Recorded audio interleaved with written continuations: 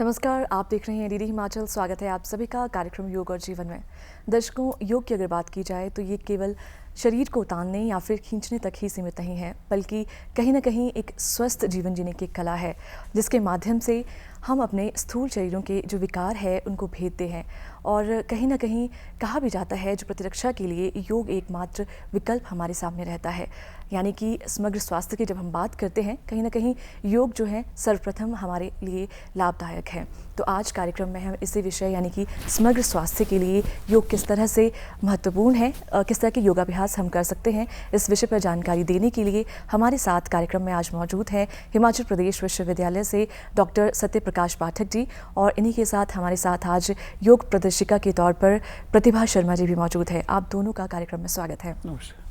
Sir, जिस तरह से आज हमारा विषय है समग्र स्वास्थ्य के लिए योगाभ्यास, तो आपसे यही जानना चाहेंगे समग्र स्वास्थ्य की जब हम बात करते हैं तो किस तरह योग इसमें सहायक है? देखिए, समग्र का मतलब होता है शारीरिक और मानस। जी। शरीर और मन इंक्लूड होता है, तो शरीर और मन जब इंक्लूड होगा तो उसमें हमारा आत्मा बैठता है। इन तीनों का कॉम्बिनेशन हमारा पूर्ण स्वास्थ्य है। जी। और योग का मतलब होता है पूरी तरह से अगर आप देखें तो वो पूरी तरह से इन तीनों को ही एकाग्र करना, समग्र करना, और एकाग्र और समग्र करके शरीर और मन को एकाग्र करके आत्मा में प्रतिष्ठित होना ही योग है।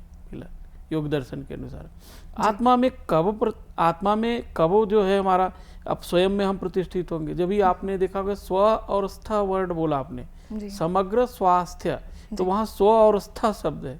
स्व मतलब होता है सेल्फ होता है, आत्मा होता है हमारा। स्थ माने होता है स्थापित होना, स्वयं में स्थापित होना ही हमारा समग्र स्वास्थ्य है। और ये योग में स्वस्थ शब्द पहले से भी आया है, स्वस्थ शरीर की रक्षा करना है, तो स्वस्थ ही योग है एक तरह से अगर आप कहें तो। अपने में स्थित होना है, अल्टीमेटली गोल हमारा वही, हम स्वयं को जाने, स्वयं को पहचाने, समग्र स्वास्थ्य। तो उसमें शरीर भी साथ देता है और हमारी बुद्धि भी साथ देती। शरीर और बुद्धि के सहारे हम आत्मा को जान लेते हैं, यही हमारा समग्र स्वास्थ्य है। जी, बहुत बढ़िया। डॉक्टर पाठक जी, आपसे जानना चाहेंगे, जब हम अपनी दिनचर्या की शुरुआत करें तो किस तरह से एक अच्छे स्वास्थ्य के लिए, संपूर्ण या फिर समग्र स्वास्थ्य के लिए किस तरह से अपनी शुरुआत करें विभिन्न योगाभ्यास से? देखिए, दिनचर्या की शुरुआत अगर आप करना चाहते हैं तो योग में सर्वप्रथम है कि आप सारी शौचादि क्रियाओं से निवृत्त होने के पश्चात स्नान करें। स्नान के पश्चात योग का अभ्यास करें। योग के अभ्यास में सबसे महत्वपूर्ण जो है वो है नाड़ी शोधन। सबसे पहले हम नाड़ी शोधन करते हैं। जी। तो नाड़ी शोधन के अभ्यास में अगर आप देखेंगे 72,000 नाड़ियां हैं हमारे शरीर में। जी। उससे अधिक भी है, लेकिन ज़्यादातर 72,000 नाड़ियों को एक्टिव रखना है हमें। अगर किसी भी नाड़ी में प्राण का संचार नहीं है तो वो शरीर का वो भाग मृत हो जाता है। जी। तो 72,000 नाड़ियों के संचार के लिए हम नाड़ी शोधन, नाड़ी शुद्धि कहते हैं। तो नाड़ी शुद्धि प्राणायाम करते हैं। नाड़ी शुद्धि के प्राणायाम के अभ्यास में आप देखेंगे नासिका मुद्रा बनाते हैं। जी। नासिका मुद्रा के बनाने के बाद हम बाएं नोस्ट्रल से श्वास को लेते हैं, श्वास को धारण करते हैं, फिर हम बंद लगाते हैं। बंद लगाने के बाद धीरे धीरे धीरे राइट नोस्ट्रल से उसको हम श्वास को रिलीज करते हैं। जी। अब इसमें दो चीज़ें, चंद्र से श्वास को ग्रहण करते हैं, सूर्य से श्वास को छोड़ते हैं। सूर्य से श्वास को लेते हैं और चंद्र से छोड़ते हैं। यानी कि राइट नॉस्ट्रल से हम इनहेल करते हैं? नहीं, लेफ्ट से लेते हैं और राइट से छोड़ते हैं, फिर राइट से लेके लेफ्ट से छोड़ते हैं। जी। इसमें हम थोड़ी देर के लिए कुंभक भी करते हैं। जी। क्योंकि नाड़ी शुद्धि में कुंभक जरूरी है। और कई जगह टेक्स्ट में अगर आप देखेंगे तो इसी को ही प्राणायाम कहा है। जी। ज्यादातर टेक्स्ट बुक में, एक दो को छोड़ दे तो। जी। से हठ प्रदीपिका में इसको नाड़ी शुद्धि नहीं कहा, लेकिन गृहण संहिता टेक्स्ट बुक है, उसके अलावा भी बहुत सारे टेक्स्ट बुक है जहाँ नाड़ी शोधन को ही प्राणायाम का। इसमें हो क्या रहा है, हमारे शरीर में दो प्रकार की ऊर्जा कार्य कर रही है। जी। एक चंद्र की ऊर्जा है और एक सूर्य की ऊर्जा है। चंद्र की ऊर्जा का क्षेत्र हमारा सिर है और सूर्य की ऊर्जा का क्षेत्र हमारा पेट है, नाभि क्षेत्र जिसको हम कहते हैं। तो इन दोनों ऊर्जा को बैलेंस करना होता है। अगर इन दोनों ऊर्जाओं को आप बैलेंस नहीं करते तो आपका दिन बैलेंस में नहीं आएगा। सुबह की शुरुआत ठीक नहीं होगी। और अगर आप देखें तो योग में एक सामान्य सी बात है, आयुर्वेद भी उसको एक्सेप्ट करता है, सिर ठंडा, पैर गरम, पेट नरम। जी। ये समग्र स्वास्थ्य है हमारा। जी। कभी भी कोई बात होती है तो लोग कहते हैं थोड़ा ठंडा रखो, बिल्कुल, थोड़ा शांत रहो। मतलब क्या है, वो चंद्र को स्थिर करना है। अब आपको भूख कहाँ से लगती है? नाभि केंद्र से। जठराग्नि है, सूर्य केंद्र है। अगर आपकी दिनचर्या बैलेंस में नहीं है, सुबह का अभ्यास ठीक नहीं है, तो चंद्र और सूर्य का बैलेंस नहीं है, और चंद्र और सूर्य का बैलेंस नहीं है तो दिन में बैलेंस आप नहीं होंगे। इसी के लिए कभी कभी हमारे यहाँ कहते भी है, जो हठ शब्द है, हठ योग में हठ शब्द जबरदस्ती के लिए नहीं है, बिल्कुल हठ शब्द इसी के लिए कि सूर्य और चंद्र को बैलेंस करना है। वहाँ हकारः कीर्तितः सूर्य ठकारस चंद्र उच्यते, सूर्य चंद्रमशोर योगो हठ योगो निगद्यते। बात यहाँ करे कि हकार है और ठकार है। ह मीन्स होता है सूर्य और ठ, ह चंद्रमा और सूर्य, ठ दोनों को बैलेंस करके आपको चलना है। और ये दोनों बैलेंस हो गया तो आपको पूरा दिन बैलेंस होगा। जिसका दिन सही है उसका रात अच्छी होगी। और ये हमारे समग्र स्वास्थ्य के लिए नाड़ी शोधन इसलिए भी है क्योंकि 72,000 नाड़ियों में प्राण का संचार नाड़ी शुद्धि से होता है। जहाँ प्राण का संचार होगा वहाँ अपने आप रक्त का संचार होगा, और प्राण और के संचार के साथ रक्त के संचार के साथ जीवन है जी। यानी कि प्राण ऊर्जा को बढ़ाने के लिए बिल्कुल बिल्कुल बिल्कुल। जब तक प्राण नहीं है वहाँ रक्त का संचार नहीं होता। थोड़ा सा ये योग और मॉडर्न साइंसेज में यहाँ अंतर है। मॉडर्न साइंस ये कहता है कि भाई जब ब्लड के थ्रू प्राण जाता है, योग ये कहता नहीं, प्राण ही ब्लड को लेके जाता है, पूरे शरीर में फैलाता है जी। तब जब आप किसी भी फोर्स के लिए आपको प्राण चाहिए, अधिक बल उठाने के लिए भी प्राण चाहिए जी। इसलिए प्राण वहां तक उसको लेके जाता है, और जब ब्लड जहां जहां तक है, ब्लड का सर्कुलेशन है, प्राण की गति, शरीर का वही अंग या वही भाग जीवित है, और यही हमारा स्वास्थ्य है जी। यानी कि जो दर्शक हमें अभी देख रहे हैं और चाहते हैं कि अपने प्राणों की जो ऊर्जा है उसको बढ़ाएं, उनके लिए नाड़ी शोधन प्राणायाम से वो शुरुआत कर सकते हैं जी। अगर इसके बाद अगर हम आजकल देखें तो हर कोई व्यक्ति अपने दिनचर्या में व्यस्त रहते हैं। हर कार्य आजकल देखा जाए तो बैठकर किए जाते हैं, जिससे शरीर में जकड़न आना लाजमी है। तो ऐसे में किस तरह की योगाभ्यास हमें लाभदायक सिद्ध हो सकते हैं? देखिए, सबसे पहले तो क्रम के अनुसार देखें तो क्रियाओं का क्रम आता है जी। कुछ क्रियाएं ऐसी है जो बिना निर्देशन के नहीं करना चाहिए, लेकिन कुछ एक क्रिया ऐसी है जो सीखने के कुछ दिन बाद आप कर भी सकते हैं जी। है ना, प्यूरिफिकेटरी प्रोसेस है, रोज नहीं करना है। लेकिन जैसे कपालभाति क्रिया है जी, कपालभाति क्रिया आप रोज कर सकते हैं। कपालभाति क्रिया मतलब श्वासों को लेना और छोड़ना होता है जी। जितना श्वास आप ले रहे हैं उतने ही श्वास आपको छोड़ना है, जितना श्वास धारण कर रहे हो उतना ही छोड़ना है।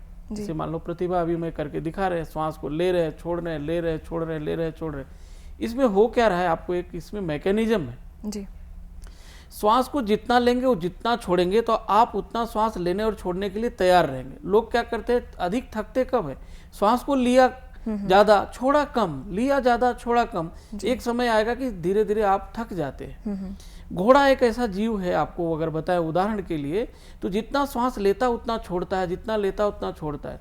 जिस कारण से उसको अगर 100 किलोमीटर रनिंग करना है, 100 किलोमीटर घुड़सवार चाहेगा तो घोड़े को ले जा सकता है, लेकिन 100 किलोमीटर जाने के बाद ही वो रुकता है जी। कभी भी। उसकी खासियत क्या है कि कपालभाति करता है। और इसी मैकेनिज्म के थ्रू अगर आप देखेंगे कि संसार की, दुनिया की जितनी भी मशीनरी है उसका नाम हार्स पावर है। कारण क्या है, कपालभाति की क्रिया कर रहा है, वो श्वास ले रहा है, छोड़ रहा है, ले रहा है, छोड़ रहा है। तो ये जो हार्स पावर है उसी से बना है जी। वो और उसकी एक खासियत है कि 25 सेकेंड के लिए वो सिर्फ नींद लेता है, 24 आवर्स के रिचार्जिंग के लिए जी। और 3 पैर पे खड़ा होता है due to the only practice of the Kapalbhati. ये उसके पूरे लाइफ का। अच्छा, लाइफ में कभी बैठता भी नहीं है। अगर एक बार वो बैठ भी गया तो फिर उठ नहीं सकता। घोड़े की एक सबसे बड़ी खासियत तो गति का प्रतीक भी है, चलता भी रहता है। तो इसलिए मनुष्य को भी यही चाहिए कि क्योंकि हमारे जितने भी आसन बने हैं या जितनी भी क्रियाएं बनी हैं वो पशु पक्षियों के आधार पे बनी है। 84 लाख योनि है और 84 लाख अभ्यास भी है आसन के हमारे। तो ये अश्व संचालन क्रिया है, कपालभाति क्रिया है, ये निश्चित करना चाहिए व्यक्ति को। और कपालभाति में यही होता है, श्वास को लेना और छोड़ना बराबर गति से, जितना लिया उतना छोड़ा जी। और कितने समय के लिए हमें ये करना अनिवार्य रहता है? देखिए, प्रारंभ में अगर आप करें तो 20-25 बार तो जरूर करें जी। हालांकि इसको 20 बार लिखा है टेक्स्ट बुक में, 80 बार अधिक से अधिक बाकी प्राणायामों की अपेक्षा। लेकिन कपालभाति एक ऐसी क्रिया है जिसका अभ्यास कम से कम हमें जो है 80 से लेके जब तक आप कर सके जी। 6-6 हजार बार लोग करने वाले हैं ऐसे भी अभ्यासी जी। इतना लंबा, क्योंकि श्वास लेना छोड़ना, लंग्स आपका ओपन है, आप लेते रहिए। एक समय आएगा कि आप एकदम नॉर्मल हो जाएंगे। लेकिन शुरू में अभ्यास कठिन है, निर्देशन में करें 20 से 80 बार। और एकदम बिगिनिंग टाइम है, आपके पास समय नहीं तो 20 बार कम से कम करें कपालभाति। जी, यानी कि कपालभाति से हम अपने श्वास की गति के साथ अपने स्वास्थ्य को भी अच्छे से प्राप्त कर सकते हैं, स्वस्थ शरीर का निर्माण कर सकते देखिए हैं। है क्या, श्वास है तो आस है, जी। जब तक सांस तब तक आस। जी। तो आशा वही है, उस श्वास को बैलेंस करना है हमें, और श्वास के बारे में हमेशा ये ध्यान रखना है कि बैलेंसिंग लेना है, जी। क्योंकि श्वास जितना हमारे लिए बेनिफिशियल है उतना हमारे लिए घातक भी है प्राणायाम की क्रियाएं, है ना। जी जी। डॉक्टर पाठक साहब कहा जाता है, आयुर्वेद में कहा जाता है या फिर माना जाता है, हमारा शरीर जो है वो त्रिदोषों से ग्रस्त रहता है। त्रिदोषों की बात इसमें की जाती है, जैसे वात पित्त कफ। तो ये क्या है और किस तरह से योग के माध्यम से जो हमारा स्वास्थ्य है वो इन सभी दोषों से निवृत्त हो सकता है? देखिए, वात पित्त और कफ, जी। इसमें वात प्रधान शरीर है हमारा। वात जो है, कफ और पित्त पंगु है। पंगु मतलब चल नहीं सकते। जी। वात माने वायु, अगर वात इनके साथ मिल गया, क्योंकि कफ और पित्त को पंगु कहा गया है, ये चल अपने जगह से हिल नहीं सकते, लेकिन इनके साथ वात अगर मिल जाए तो ये चलना फिरना शुरू कर देते हैं। तो वात जब मिलता है तो क्या करता है, प्रकुपित करता है। आयुर्वेद का एक बड़ा अच्छा प्रसंग है जो योग के लिए बड़ा एप्लीकेबल है। जी।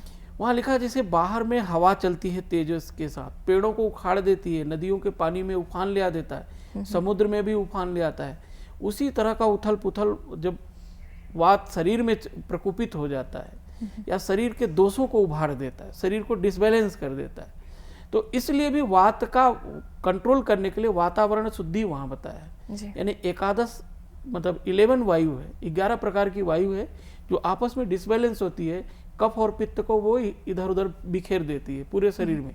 तो इसलिए भी अगर आप देखें योग की दृष्टि से, तो वात को बैलेंस करने के लिए भी प्राणायाम करना चाहिए। जी। जब वात ये सारा का सारा जो है कफ पित्त जो है हमारे बैलेंस में तभी आएंगे जब वात रहेगा। तो इसलिए प्राणायाम तो जब करना ही चाहिए व्यक्ति को। जी। बिना प्राणायाम के वात बैलेंस नहीं होगा, वात बैलेंस नहीं होगा तो आपका कफ बैलेंस नहीं होगा, कफ बैलेंस नहीं होगा तो पित्त बैलेंस नहीं होगा, और कफ पित्त दोनों बैलेंस नहीं होंगे तो फिर ये सारा का सारा खेल बिगड़ता है। तीनों को लेना है, ये दोष नहीं है, बल्कि ये कहिए कि शरीर के हमारे मुख्य भाग है। कफ नहीं रहे तो भी व्यक्ति रोगी होगा, जी। वात नहीं रहे तो भी रोगी होगा, और पित्त नहीं रहे तो भी रोगी होगा। ये रहे शरीर में समान रूप से रहे, जैसा। जी, बहुत बढ़िया। डॉक्टर पाठक साहब, हम देखते हैं कि बात की जाती है योग भगाए रोग। तो ऐसे में जब हम विभिन्न रोगों की बात करते हैं तो आजकल उच्च रक्तचाप की जो समस्या है वो आम है। तो ऐसे में किस तरह से योग है इसमें सहायक है? योग के लिए देखो, सबसे बड़ी उच्च रक्तचाप की अगर आपने बात किया तो इसके लिए बहुत सरल अभ्यास है। सबसे सरल अभ्यास है ताड़ासन करना चाहिए व्यक्ति को। जी। क्योंकि सबसे ज़्यादा फोकस उच्च रक्तचाप में क्या है कि व्यक्ति में एक तो टेंशन बढ़ता जा रहा है, धीरे धीरे धीरे धीरे। ताड़ासन करिए, ताड़ासन के पूरे शरीर को स्ट्रेच कर देता है, खिंचाव पड़ता है पूरे के पूरे शरीर में। जी। ताड़ासन का पूरा फोकस क्या होता है, अंगूठे के ऊपर पूरा बैलेंस होता है, हमारा शरीर के ऊपर पूरा एक सीधे एक स्ट्रेट लाइन में बना होता है। देखिए, सबसे ज़्यादा बैलेंस है उच्च रक्तचाप के लिए हमारा स्पाइनल ब्रीदिंग, स्पाइनल मूवमेंट, जिसको आप कहते हैं मेरुदंड का संचालन होना चाहिए, मेरु चाल होना चाहिए। मेरु की अगर चाल नहीं है, मेरु की क्रियाएं अगर नहीं हो रही हैं, तो व्यक्ति में निश्चित है तनाव आएगा, अकड़न आएगा, उच्च रक्तचाप बढ़ेगा। और उसका एक कारण भी है कि खान पान दुरुस्त नहीं है व्यक्ति का। तो इसके लिए ताड़ासन बार बार करें, कम से कम ताड़ासन 5 से 7 बार करें। जी। उसके साथ साथ आप देखिए ताड़ासन के साथ तिर्यक ताड़ासन करिए। जी। तिर्यक ताड़ासन भी बड़ा आवश्यक है। सीधा हो गया, उसके बाद मेरु की क्रिया में फिर तिर्यक ताड़ करते हैं हम। तिर्यक ताड़ में थोड़ा सा पैरों को खोलते हैं आगे की ओर और श्वास भरते हैं, और श्वास भर के हम कमर को राइट की तरफ ले जाते हैं, थोड़ी देर के बाद सीधे होते हैं, फिर लेफ्ट की ओर लेके आते हैं। जी। तो इसमें हो क्या रहा कि जीवन जो है हमारा, जीवन की शक्ति कहे, बार बार लोग कहते हैं सीधे बैठो। जी। अच्छा, सुनने में तो लगता है कि भाई हमें सीधे बैठो क्यों कह दिया। सीधे का मतलब है आपकी स्पाइन जितनी ज्यादा स्ट्रेट होगी उतना जीवन आपका लंबा होगा, उतना ही तनाव कम होगा। टेढ़ा मेढ़ा बैठने वाले व्यक्ति में तनाव ज्यादा होता है। जी, आप तनाव की बात कर रहे हैं, तो तनाव के लिए और किस तरह के योगाभ्यास जो है वो कारगर साबित हो सकते हैं? देखिए, तनाव के लिए बहुत सारे योगाभ्यास हैं। जी। जिसमें जैसे आपने भी ताड़ासन किया, तिर्यक ताड़ासन किया, इसी का एक बैलेंस है कटी चक्रासन। जी। कटी चक्रासन में अगर आप देखिए तो इसमें भी पूरा का पूरा मूवमेंट आपका मतलब चेस्ट से लेके कमर तक के भाग को हम देते हैं, जी। सपोर्ट, और पैरों को हम स्तंभ की तरह एक जगह स्थिर रखते हैं।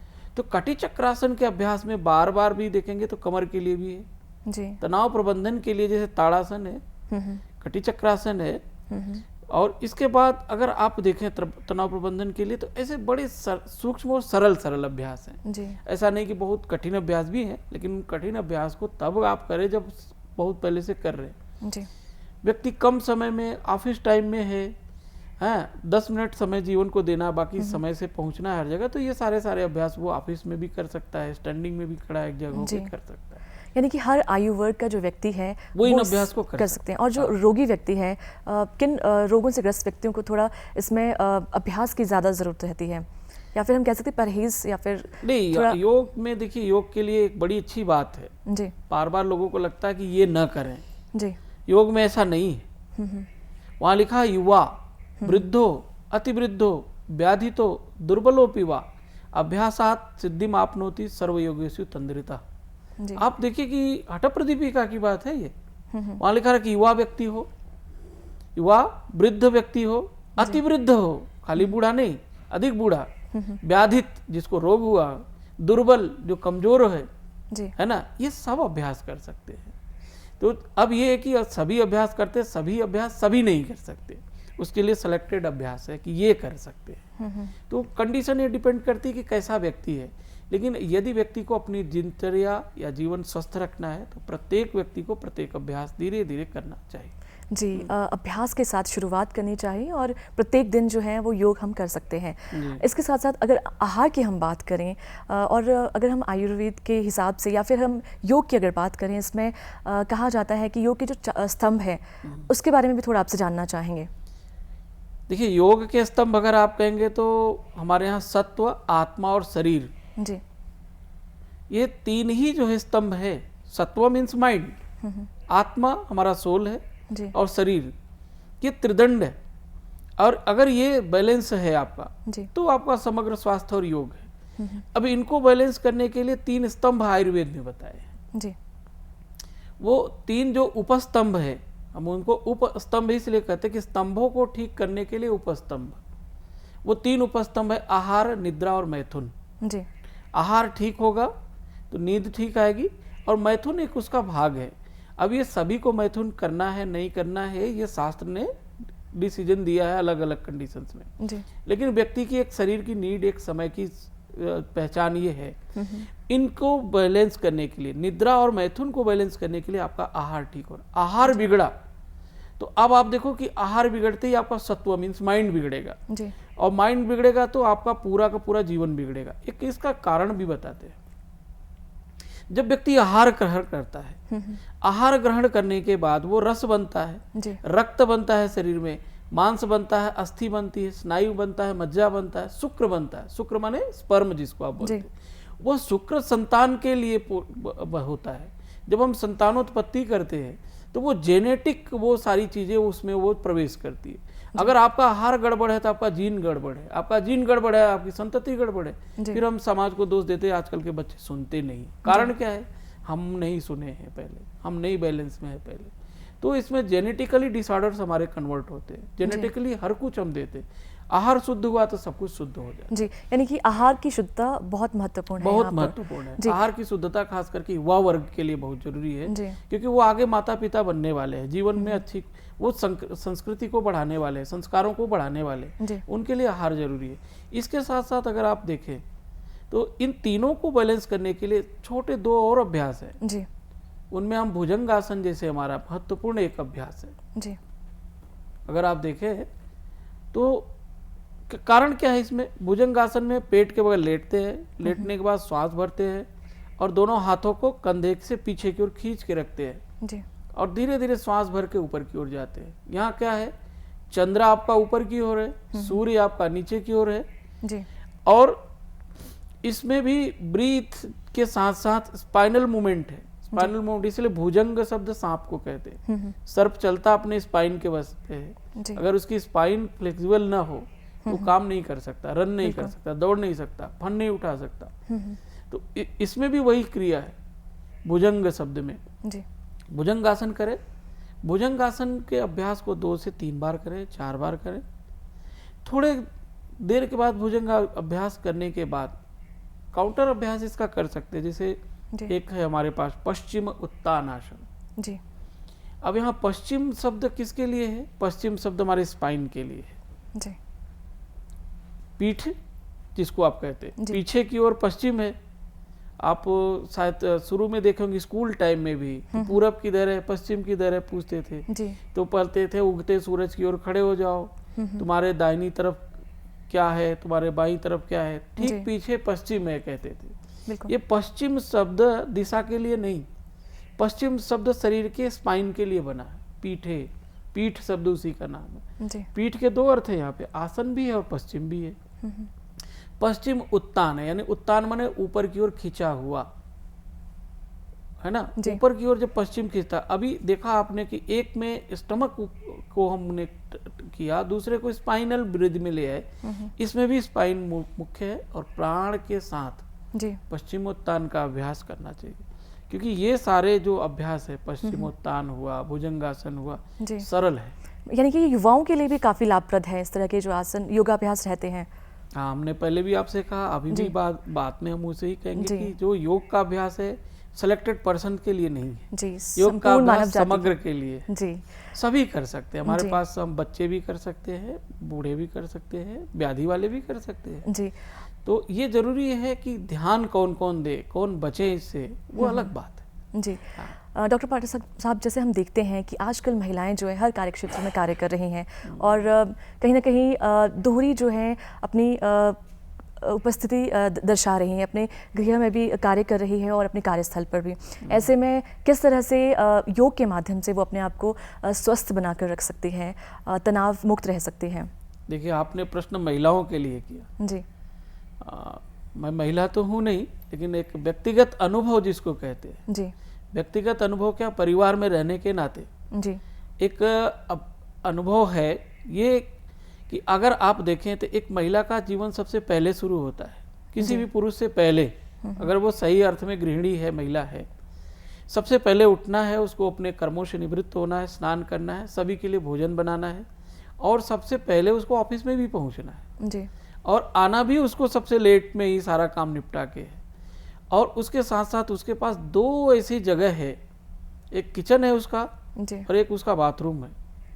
उसमें उसको जितना ऑफिस में काम नहीं, उतना ज़्यादा काम उसको वहाँ है। घर में भी कोई महिला है तो 12 बजे से पहले वो कुछ नहीं कर सकती। 12 बजे तक तो लोग जाएंगे, फिर उसके बाद उनके कपड़े हैं और भी सारे काम है, साफ सफाई है, सब कुछ है। जी उसका जीवन काफ़ी विस्तृत है जिस तरह के कहें। इसलिए देखिए, गृहिणी शब्द हमारे यहाँ है, जी गृह में रहने वाली, घर में रहने वाली। और घर के बाहर भी अगर वो काम कर रही तो उसके लिए बड़ा चैलेंजिंग है। उसके लिए सबसे बड़े अच्छे अच्छे अभ्यास है। जैसे भी आप देखें तो उन अभ्यासों में योग के बहुत सारे अभ्यास है, छोटे मोटे अभ्यास करना चाहिए। और उसको शांत रहने का, करने का एक सबसे अच्छा, पहले भी मैंने बताया था, नाड़ी शोधन प्रतिदिन करें। जी और ऑफिस में भी रहे तो, घर में रहे तो आने के बाद भी 10 से 15 मिनट का नाड़ी शोधन जरूरी है। जी 10 मिनट समय दें। 10 मिनट के बाद आप देखेंगे आपका जैसे ही चंद्र बैलेंस हुआ तो इसे सब कुछ बैलेंस हो जाएगा। क्योंकि हो क्या रहा है, भूख है, बाकी किसी काम का इरिटेशन, वो सूर्य के प्रदीप्त होने से ज़्यादा है। जी अब कोई क्रोध में है तो क्या करेंगे, तुरंत आते गुस्से में घर आया कोई तो नहीं एक गिलास पानी दो, तो obvious सी बात है पानी आपको मिलेगा, लेकिन कहीं ना कहीं उसका असर निकलेगा। पानी देते समय पानी गिर जाएगा, कुछ हो जाएगा, जो सामान्य प्रक्रिया है घर की वो घटित। लेकिन इसमें क्या है, चंद्र बैलेंस है, आराम से पानी देंगे। और कुछ चाहिए क्या, अच्छा हमें चाय बना रहे हैं। मैंने अपने टीचर्स के लाइफ में देखा, खास करके जो माता जी थे वो संगीत के और गुरुजी योग के थे टीचर, तो उनके घर में जब भी गया तो मैंने हमेशा शांत का माहौल देखा। क्योंकि संगीत के टीचर होने के साथ उन गुनगुनाते रहते थे और गुरुजी को कभी न कभी अभ्यास करते देखते। वो आदत लाइफ में लेके पता लगता है कि जीवन कैसे। तो योग के अभ्यास की को ये चाहिए कि जब भी उसको समय मिले, अकेलापन महसूस हो, कुछ भी हो, अभ्यास करें। स्त्रियों के लिए बहुत सारी चीज़ें जरूरी है जी, क्योंकि उनका शरीर बड़ा लचीला होता है। लचीले के साथ साथ बहुत फुर्तीला भी रखना है, उनको काम के लिए तैयार रखना है। जी उनकी लाइफ बड़ी चैलेंजिंग है, उस चैलेंजिंग लाइफ में इसे हमें आना है। जी, यानी कि नाड़ी शोधन जो प्राणायाम है वो महिलाओं के लिए भी उतना ही लाभप्रद है जितना कि बिल्कुल, अन्य बिल्कुल। किसी हम स्त्री व्यक्ति के पुरुष लिए। का भेद नहीं करते। जी। योग में हमारे यहाँ आत्मा का और शरीर का जी भेद है। पाठक साहब, हम आते हैं अब आसनों की ओर। विभिन्न आसनों की अगर हम बात करें तो संपूर्ण अगर हम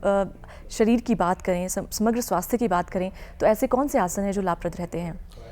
देखिए, एक अभ्यास तो ऐसा भी है, अगर आप करें तो मकरासन का अभ्यास और शवासन का अभ्यास जी। बड़ा सरल भी है। पहले मकरासन का अभ्यास कर सकते हैं। जी। मकरासन में भी क्या करते हैं, सीधा लेटते हैं, पैरों को थोड़ा सा खुला रखते हैं, हाथों को भी कभी कभी एक पैरेलल रख के उसके ऊपर सिर रखते हैं, कभी कभी उनको हम क्या करते हैं, भुजंगासन की तरह हथेलियों को जमीन में लगाते हैं और कपोलों के नीचे रख लेते हैं। जी। इसमें भी अगर आप देखें तो सिर ऊपर है, चंद्र बैलेंस होगा, स्पाइनल हमारा मूवमेंट है, स्पाइन थोड़ा सा कर्व है और पैर थोड़े से हमारे खुले हुए होते हैं। जी। अब इसमें क्या है, रक्त संचार सामान्य प्रक्रिया में होता रहता है और व्यक्ति को कूलनेस एंड कामनेस हमेशा इसमें फील होगा। जी। एक तो ये अभ्यास करना चाहिए। मकर आसन बहुत सरल जी। है ना। मकर आसन का मतलब है जिसे मगरमच्छ बैठा होता है। जी। आप देखेंगे कि वो सोया है कि जागा है, लोगों को पता नहीं लगता, स्थिर रहता है एकदम। जी। उसी तरह इस समय स्पाइन स्थिर रखना है। दूसरा अगर अभ्यास आप देखें तो हालांकि योगासन सभी करने के बाद उसको करना चाहिए, शवासन है। जी। शवासन के अभ्यास के लिए सरल तो प्रक्रिया है, लेकिन सही तरीके से सरल प्रक्रिया मान के लोग लेट जाते हैं, शवासन है ऐसा। जी। यहाँ ऐसा नहीं है। पूरे शरीर को स्थिर करना है, स्थिर करने के बाद शिथिल कर देना है, ढीला छोड़ना है। जी। और जब पूरे शरीर को आप ढीला करते हैं, हथेलियां ऊपर की ओर, मतलब आप धीरे धीरे देखें कि शरीर आपका है, ये भी आपको पता न लगे, ये शवासन है। इसके बेनिफिट में एक अच्छी बात लिखी है जी। कि शवासनम श्रांतिहरम चित्त विश्रांति कारकम। अब दो शब्दों पे हमें ध्यान देना चाहिए। जी। श्रांतिहर का मतलब होता है थकान, और चित्त विश्रांति का मतलब रिलैक्स द माइंड, यानी शरीर की थकान को दूर करके मस्तिष्क को स्थिर करता है। जी। और व्यक्ति का समग्र स्वास्थ्य भी इसी में छुपा हुआ है। जी। अगर आपका शरीर स्थिर नहीं है, चित्त शांत नहीं है, तो चित्त शांत नहीं होगा। जी। शरीर को शांत रखना, स्थिर रखना है, चित्त अपने आप शांत होगा। जी। तो इसलिए श्रांति को हरता है, थकान को दूर करता है। श्रांति शब्द का अर्थ है थकान, जी। और चित्त को भी शांत मतलब उसको रिलैक्स कर देता है। तो ये दोनों ही अभ्यास खास करके किसी भी समय में कोई भी कर सकता है इनको, जी। है ना। तो श्रांतिहरम चित्त विश्रांति कारकम। और ये श्रांति शब्द का मतलब बहुत सारा काम करके अब दिनचर्या में थके, ये तब भी कर सकते हैं आप जब आप सोने जा रहे हैं तब, जी। है ना, नहीं तो नींद अच्छी नहीं आएगी।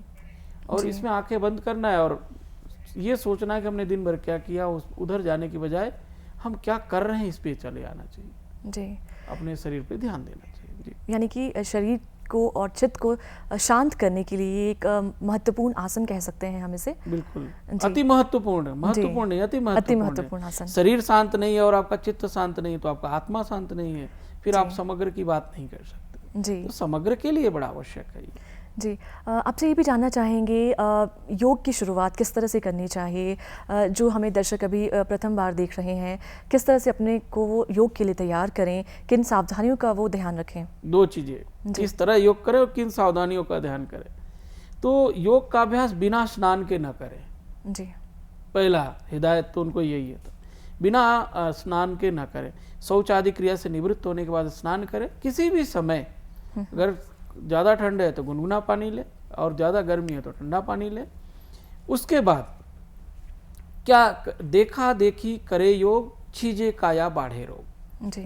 तो योग का अभ्यास देख के ना करें, सीख के करें किसी योग्य व्यक्ति के बाद, क्योंकि इसमें काया छीजे माने शरीर आपका नष्ट होता है और बाढ़े रोग बढ़ता है। प्राणायाम के भी संदर्भ में यही बात लिखी है कि युक्तम युक्तम त्यजेत वायु, युक्तम युक्तम च धारयेत, यानी सही तरीके से श्वास को ले, सही तरीके से छोड़े, नहीं अन्यथा हंति साधकम, वो साधक को मार डालता है। जी। यानी सावधानियों को हमें जरूर ध्यान रखना चाहिए। जी। यानी कि हमें एक प्रशिक्षक के साथ या सानिध्य में ही योग की शुरुआत करनी चाहिए और आहार के साथ साथ हमें नित्य जो है अगर हम ध्यान दें तो स्नान के बाद हमें योग करना चाहिए। बिल्कुल। जी। हमेशा व्यक्ति को ये ध्यान रखना चाहिए क्योंकि शुचिता जरूरी है। जी। और वो शुचिता आपने कोरोना के टाइम में भी देखा कि भाई हमें अकेले रहना है, किसी के संपर्क में नहीं रखना है, वस्तु के संपर्क में नहीं रखना है। इसकी शुचिता सर्वप्रथम है। शौच जरूरी है और शौच शब्द का अर्थ खाली मलत्याग नहीं जी। है, संपूर्ण स्वास्थ्य और शुचिता से, पवित्रता से अर्थ है। और स्नान के बाद ही योगाभ्यास है, तो ये उससे सब कुछ बैलेंस है। स्नान करने मात्र से हमारा शरीर, मन और आत्मा सब बैलेंस है। जी। डॉक्टर पाठक साहब, आप हमारे स्टूडियो में आए और समग्र स्वास्थ्य के लिए योग किस तरह से हमें लाभ प्रदान करता है उसके बारे में जानकारी दी, इसके लिए आपका बहुत बहुत धन्यवाद। और आज हमारे साथ योग प्रशिक्षिका के तौर पर प्रतिभा शर्मा भी थी, इनका भी तहे दिल से हम धन्यवाद करना चाहेंगे। दर्शकों, आज कार्यक्रम योग और जीवन में बस इतना ही। दीजिए इजाज़त, नमस्कार।